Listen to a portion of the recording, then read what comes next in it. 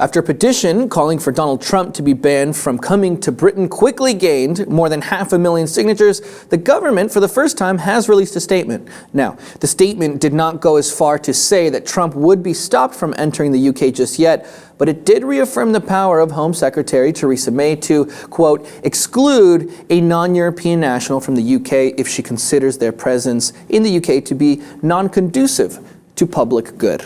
I wish we had those laws in the U.S. too, Margaret. Well, I have very good reason to believe that they actually might go through with this ban. I want to read you a part of this statement, and if they weren't going to do it, I don't know why they'd put this statement out in the first place, because no one asked them to put out a statement. This is what they just put out on their own. Here's what the statement said, or at least this is part of it.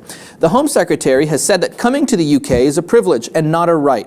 She will continue to use the powers available to prevent from entering the UK those who seek to harm our society and who do not share our basic values. Now, Donald Trump doesn't share the basic values of the U.S. either, but we can't kick him out because he's from here. So what do you think? Do you think they're really going to do this? Because that's a very strongly worded statement, and they don't say Donald Trump's name, but it's clearly aimed at him. Right. Well, his rhetoric really does resonate with a lot of people in this country, actually. So he does have similar values to a base. Look, they're not going to ban him.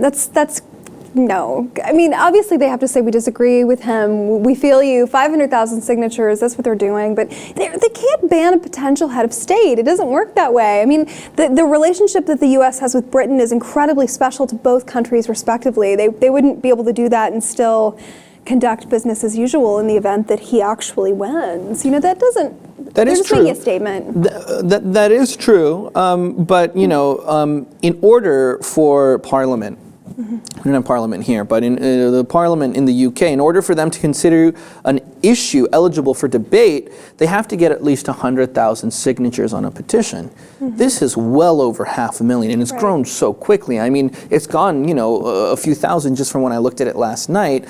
As of right now, it's at 568,461 signatures. That is a lot of people, well over. That's more than 5 times the amount that's needed. So do you think it could get to a point, if we reach like over 1 million, over 2, over 3 million, to the point where they might have to do it?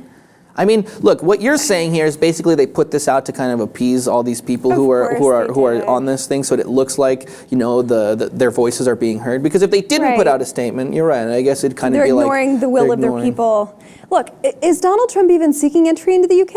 I mean, what does he want, asylum? No, but he wants to be the president. If you want to be the president, you have to go to the UK eventually. They're not banning Donald Trump. This is a statement. Their Home Secretary has to make some sort of statement. Also, David Cameron, he said, look, I completely disagree with him.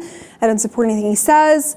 But that was a really toothless comment. It was just like, look, I stand with you on this, but what are we going to do?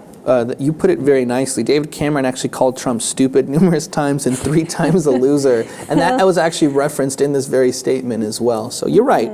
I guess they're saying, you know, we do not agree, we strongly disagree. But at the same time, I guess they're worried that, you know, those Yanks over there might actually make this guy the president. Yanks. Yeah. We might actually shock them and make this guy president, although I doubt that that's the case. And I think a lot of people would agree with me, but you're right, maybe they're worried that he might actually become president, and then all of a sudden you have a sitting president who can't come to your country. That would really impact bilateral relations with the to say the least. I mean, if they go through this ban. Look, do you remember when the U.S., there was a petition circulating to ban Piers Morgan from the U.S.? I think it didn't get quite this many signatures. I think it got maybe 150,000, 200,000, but that, you know, the White House had to respond. Yeah. And a similar case, I mean, they have to respond. It's just... Geez, maybe you're right. You have a very good point. Maybe it's just wishful thinking on my end, right, Margaret? Well, okay, this is where it stands for now. There's over 500,000 signatures on this petition. If it keeps growing, who knows? But for now, the UK isn't saying exactly where they will not ban Donald Trump. But for now, we see the numbers on this petition are steadily growing higher and higher.